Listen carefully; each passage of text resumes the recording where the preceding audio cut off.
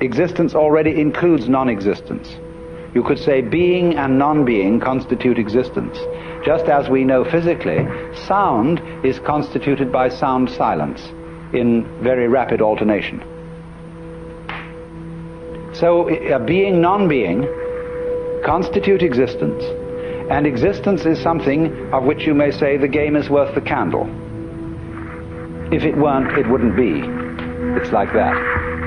Some people try to say there is good and bad with small g and small b, and they together constitute good capital G. Or one might say that humanity is, and the good of humanity, is a curious combination of beneficence and rascality, of reason and passion. And if human beings didn't have those two sides, they would be less than human. Man is in a certain sense redeemed by his passions, redeemed by being something of a rascal. Because if he weren't, he would be like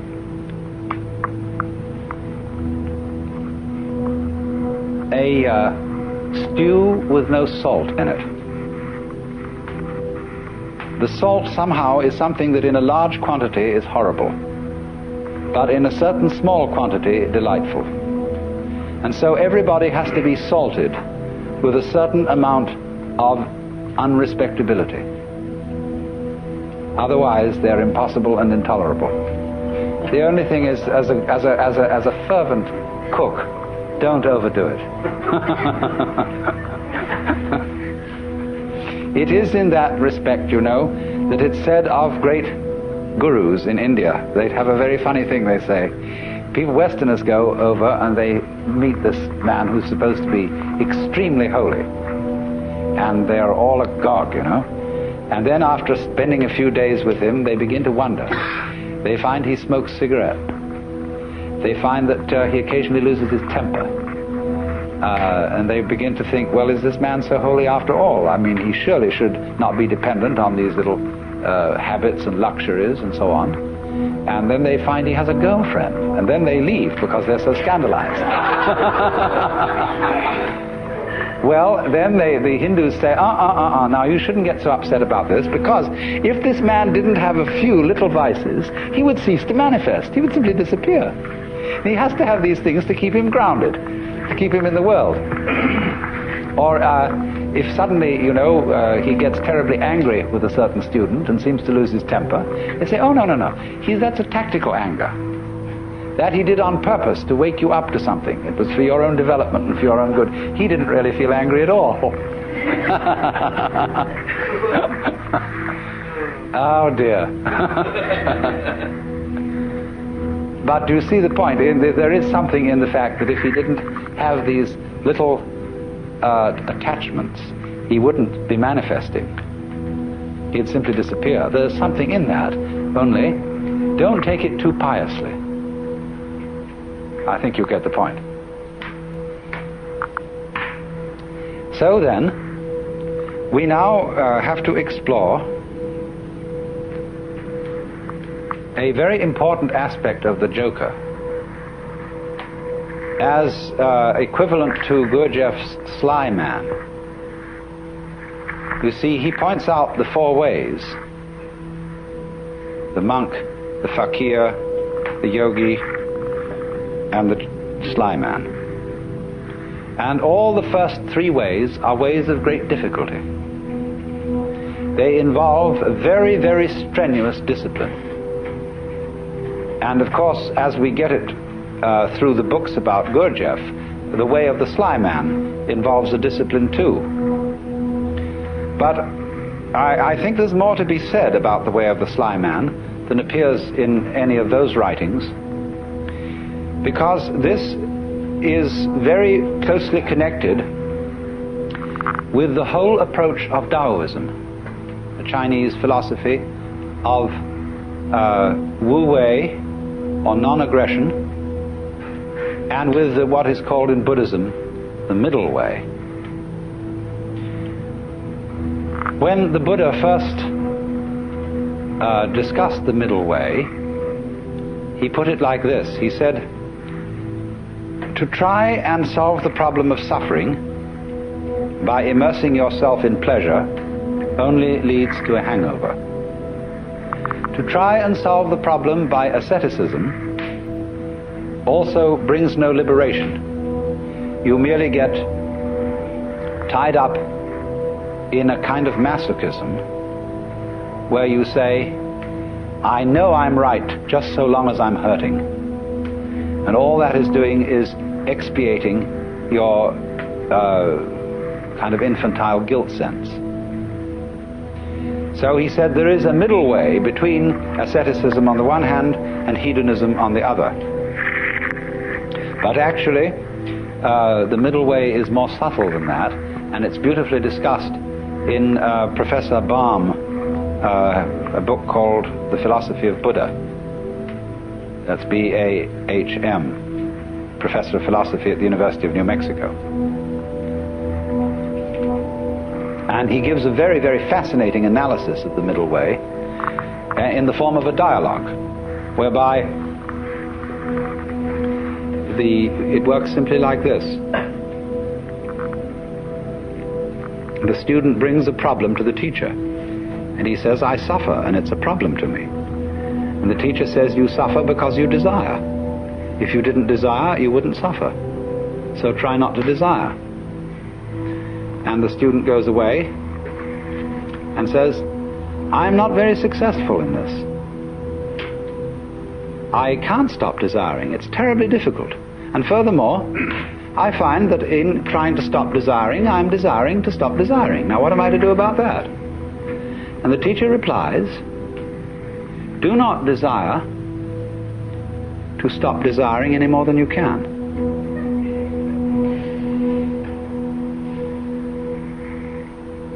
And so the student goes away and practices that. But he comes back to the teacher and said, I still find myself desiring excessively to stop desiring, and it doesn't work.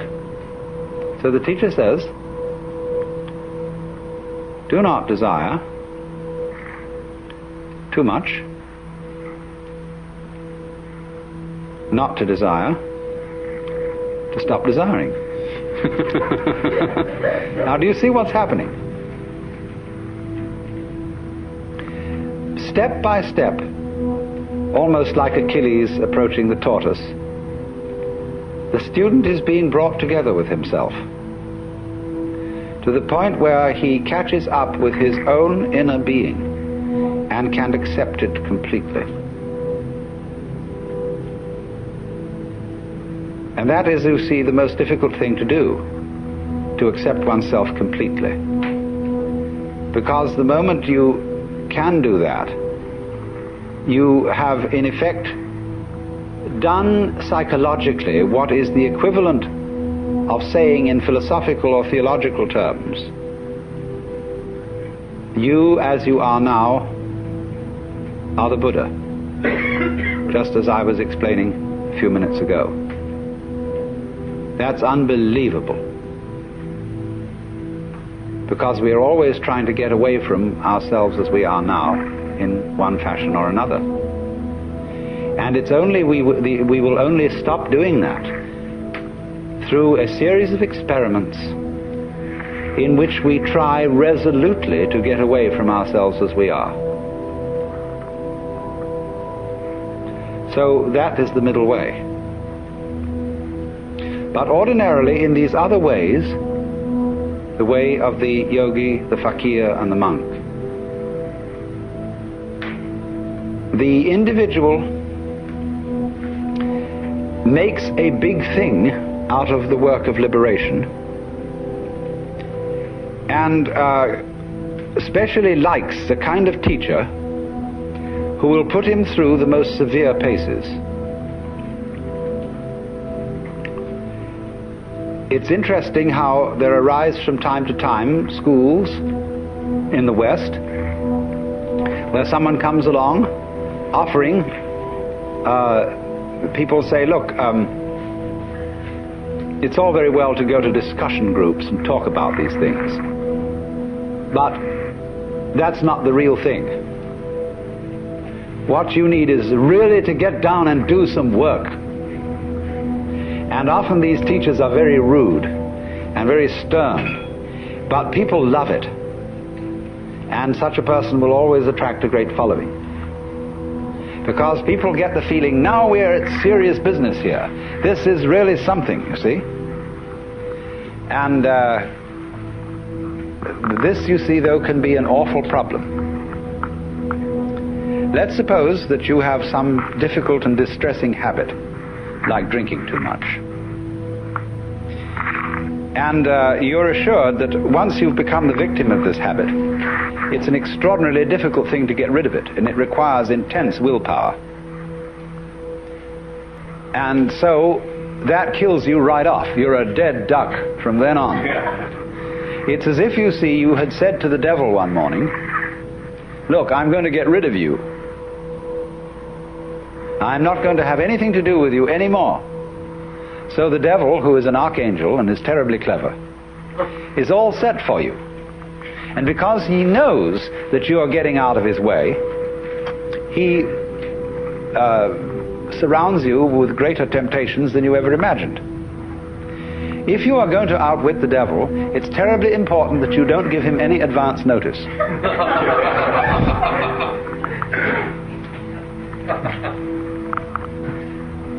And this is where the work of the sly man comes in. Put it in other terms, in Hindu or Buddhist terms, in the popular terms of popular Hinduism and Buddhism. Liberation is getting out of the toils of karma. It's like this. During your many past lives, you've done all kinds of deeds, good and bad, and you are reaping the consequences of these deeds today. And also today you're setting up future consequences. Now, before you can be liberated, you've got to pay off your karmic debts. And so the moment you set your foot on the path of liberation, you are apt to find that all your karmic creditors will come to your door. And that's why it's often said that people who start out on a serious work of yoga suddenly get sick and lose their money and their best friends drop dead and all kinds of ghastly things happen. That's because, you see, they served notice that they were going to do this. And so all the creditors came around. If you're going to leave town and you owe lots of money, you know, you mustn't announce that you're leaving or give a farewell party to your friends because the grocer will find out. So the art of the sly man is to make no contest, but simply to leave without one word. In other words, that's the meaning of Wu Wei in the technical vocabulary of Taoism. Wu Wei, not to interfere, not to force things. That's the best translation of Wu Wei, not to force things. But so he just drops it like that.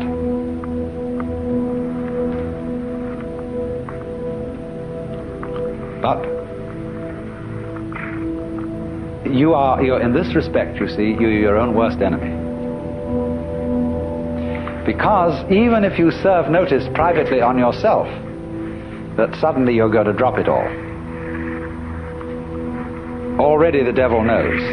Because who do you think the devil is?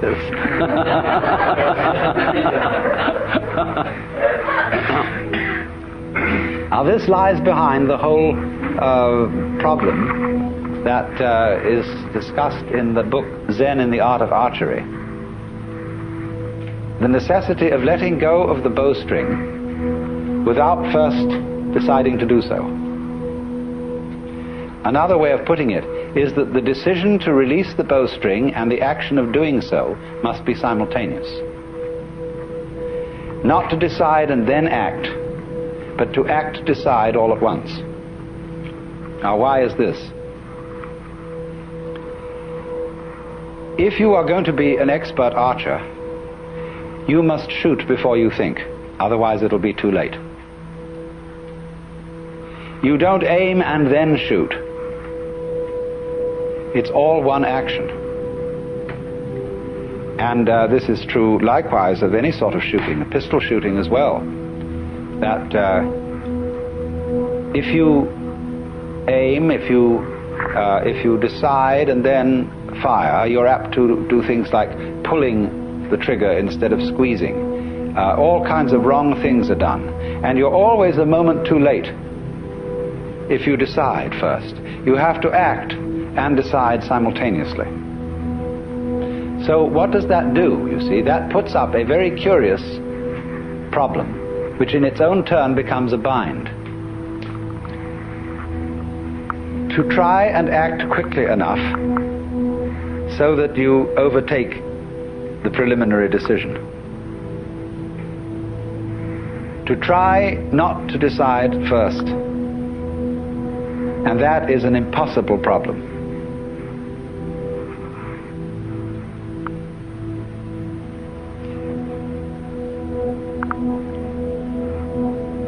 I wonder if you ever read von Kleist's story about the fighting bear. This is included in Nancy Wilson Ross's book, The World of Zen, as a kind of Western Zen.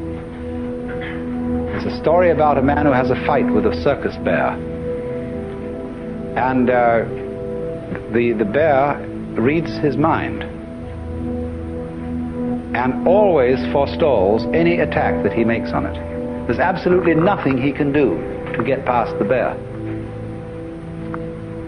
And so, in the same way, you might imagine a guru who is a mind reader, and he always knows if you decide before you act. And if you do, you see, the devil will catch you.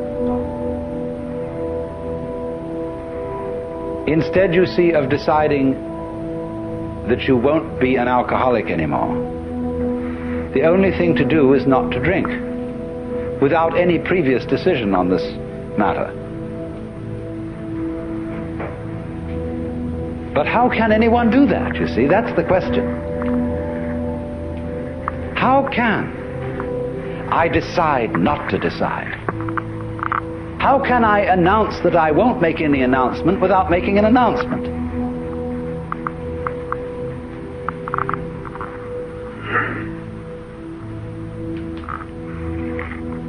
You see, there is no way out of that bind. Try as you may, you go on and on and on, trying, as Herrigal did, to release the bowstring without thinking first to release it. But then, strangely enough, one day the thing happened. He did it. And this is involved in our learning of almost all techniques. That we work and work to achieve that final point of perfection. And it doesn't come, and then one day it happens. Now, what is the reason for that? Is it simply, and this is really, you know, a way it's usually explained, but this is an oversimplification. It is not that we have practiced it so often that it suddenly becomes perfect. It is much more subtle than that. What happens is that we've practiced so often that we find out we can't do it. And it happens at the moment you know you can't do it. When you reach a certain point of despair, when you know that you are the one weird child who will never be able to swim, at that moment you're swimming. Because the desperation and the total inability to do it at all has brought you to a point which we might call don't care. You stop trying, you stop not trying to get it that way. You just have arrived at the insight that your decision, your will, doesn't have any part in the thing at all. And that's what you needed to know. You've overcome, you see, the illusion of having a separate ego. There is no way of telling anyone that that's an illusion and getting appropriate action, because we are thoroughly indoctrinated with the idea that it's real. And if I say, well, I'm going to get rid of my ego, that's what the Taoists call beating a drum in search of a fugitive. He hears you coming.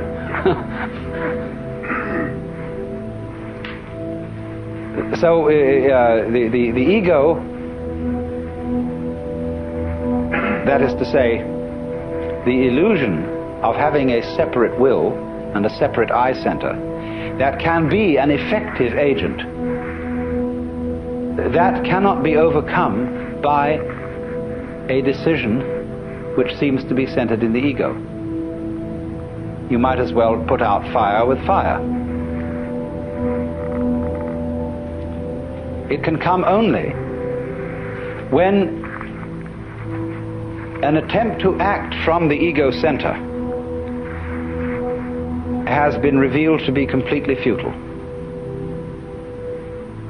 Then the thing happens, because you've really discovered that it was, after all, an illusion. Now, be very careful how you formulate this sort of thing philosophically. This could, of course, correspond to the kind of person who feels unafraid and who feels very free because he's a complete fatalist. A lot of people are, and are very happy in their fatalism. They really feel that they don't do anything, it just happens, and that it's all life, and that when they won't die until it's their time to die, and so why worry? Everything, they have the sense of everything is just happening to them. And this is a kind of a floating feeling. It's as if you didn't have to push things at all. They just flowed along. Well, now that state of affairs, that feeling of you don't have to push anything, it just floats along, is very similar to the experience I'm describing, if not the same thing. But this person has interpreted it as a fatalist in a rather passive way. That is to say, he has felt that there still is some kind of a little differentiation between himself as the experiencer on the one hand and that force or set of forces called fate on the other. He is pushed around, but he witnesses being pushed around. Now, in this state, this person still has a little fragment of impurity left. There's still one fly left in the ointment, and that is the sensation of being pushed around. There is still a fundamental division between the knower and the known. And in this case, the case of the fatalist, the knower seems to be the passive thing, and everything known, the objective world or the goings-on of his own physiology, they appear to be the active end. And the knower just has the experience of himself being moved by the tides of life. The important thing to find out is this, that the sensation of being the knower and the experiencer of all this is not, as it were, aside from everything else that's going on, but part of it. Just as you, although you experience your own existence subjectively, you are nevertheless part of the external world. You are in my external world just as I am in your external world. So in this way, the final barrier between the knower and the known is broken down. There is nobody, as it were, being carried along by fate. There is just the process. And all that you are is part of the process. Then there is a curious flip. The individual who has always felt himself to be the tiny little thing on the end of the big determining process suddenly goes bloop. Have you watched sometimes a tiny little piece of mercury coming nearer and nearer to a large piece of mercury? The sudden moment when they touch each other and bloop, the little thing vanishes into the big one almost more dramatically than a drop into the ocean. In this case that I'm talking about, it isn't that the individual organism vanishes. The individual human being doesn't vanish. But he experiences no longer a passive relationship to the world,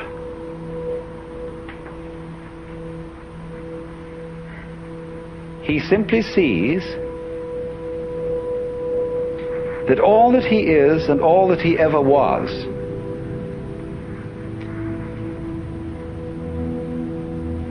something that the entire process was doing.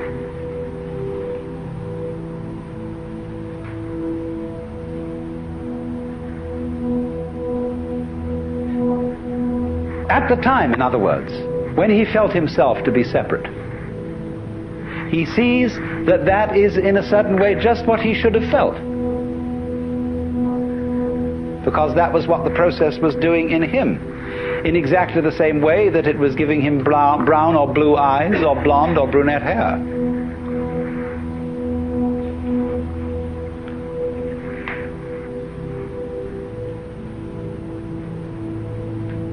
And that's going through the door and turning around and seeing there wasn't a door.